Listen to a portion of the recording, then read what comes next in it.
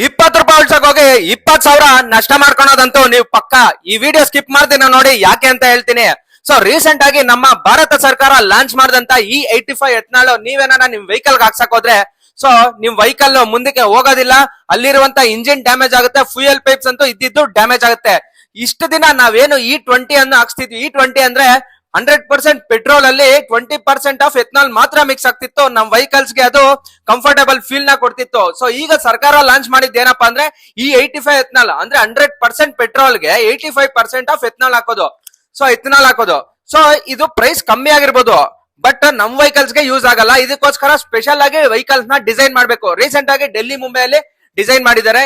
ಈ ವೆಹಿಕಲ್ಸ್ ಗೆ ನಾವು ಫ್ಲೆಕ್ಸ್ ಫ್ಯೂಯಲ್ ವೆಹಿಕಲ್ಸ್ ಅಂತಾನೆ ಹೇಳ್ತೀವಿ.